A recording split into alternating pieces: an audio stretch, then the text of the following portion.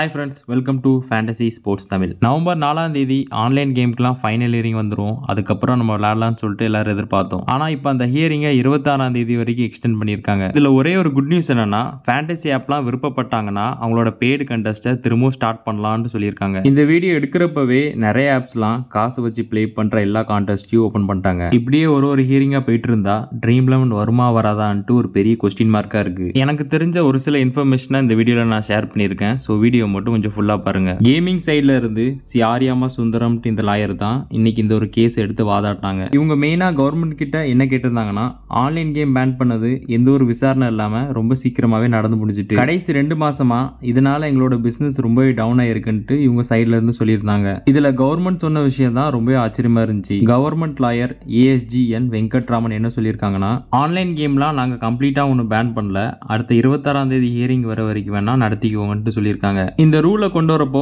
Government தான் சொன்னாங்க, online கேமை யாராட்டி ப்ளே பண்ணுறதுக்கு ப்ரொமோட் பண்ணீங்கன்னா உங்களுக்கு 2 வருஷம் ஜெயில், அப்படி இல்லைனா 50 லட்சம் ஃபைன் கட்ட வேண்டி இருக்கும்னு போட்டிருந்தாங்க. எதுக்கு கவர்மெண்ட் இந்த மாதிரி மாற்றி மாற்றி பேசி ஒரு ஹியரிங்காக தள்ளி வைக்காங்க? இதெல்லாம் வச்சு பார்க்குறப்போ எலெக்ஷன் அப்படி இல்லைனா பொலிட்டிக்கல் ரீசனாக கூட இருக்கலான்ட்டு நம்மளுக்கு தோணுது. இப்போ சுப்ரீம் கோர்ட் வந்து 26ஆம் தேதி ஹியரிங்கை மோடி கவர்மெண்ட் கிட்ட கேட்டிருக்காங்க. இந்த ஒரு கேஸை விசாரணை பண்ணி 25ஆம் தேதிக்குள்ள சுப்ரீம் கோர்ட்டுக்கு ஒரு ஃபைனல் ஹியரிங்கை அவங்க கொடுத்தாகணும். இதில் மோடி கவர்மெண்ட் நிறைய விஷயம் கொண்டு வர வாய்ப்பு இருக்கு. ரியல் மணி கேம்லாம் பேன் பண்ணியாச்சு, இனிமேல் விளையாடக்கூடாதுன்னு சொல்லலாம். அப்படி இல்லைனா ஸ்கில் பேஸ்ட் கேமும் கேம்பிளிங்கும் தனியா பிரிச்சு கூட ரன் பண்ண வைக்கலாம். ஏஜ் லிமிட் உள்ளவங்க தான் இந்த ஒரு ஆப்லாம் யூஸ் பண்ணணும். அப்படி இல்லைனா 40% GST வச்சு இந்த ஆப்லாம் ரன் பண்ணலான்ட்டு இவங்க கொண்டு வர நிறையவே வாய்ப்பு இருக்கு. பேமெண்ட் கேட்வேயை ஸ்டாப் பண்ணிருக்கிறதுனால நிறைய ஆப்ல அமௌண்ட்டை டெபாசிட்டோ வித்ட்ராவோ பண்ண முடியல. ஃபர்ஸ்ட் அந்த ஆப்ல இருந்து உங்களால அமௌண்ட்டை எடுக்க முடியுதான்னு ட்ரை பண்ணி பாருங்க. அதுக்கப்புறம் அந்த ஆப்ல ப்ளே பண்ணலாமான்னு முடிவு பண்ணிக்கோங்க. இந்த டைம்ல நமக்கு நல்லா தெரிஞ்ச ஆப் கூட கவர்மெண்ட் பேச்சு கேட்டு தான் நடந்தாகணும். இன்னைக்கு நியூசிலாந்துக்கும் வெஸ்ட் இண்டீஸ்க்கும் இருந்த மேட்ச்ல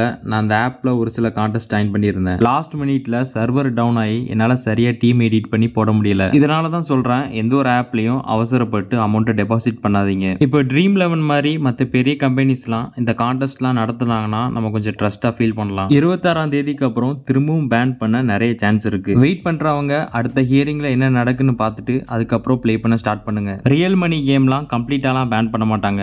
எப்படியும் 2026 IPL-க்குள்ள கொண்டு வர நிறையவே வாய்ப்பு இருக்கு. நம்ம டெலகிராம்ல ஜாயின் பண்ணிக்கோங்க. அதுல டெய்லி மேட்ச்க்கான GL டீம்ஸ் கொடுத்துட்டு இருக்கோம். டெலகிராமோட லிங்க் சேனல் பயோல இருக்கு, செக் பண்ணி பாருங்க. இந்த வீடியோ பிடிச்சிருந்துச்சுன்னா லைக் பண்ணிட்டு சேனலை சப்ஸ்கிரைப் பண்ணிக்கோங்க. Thank you friends.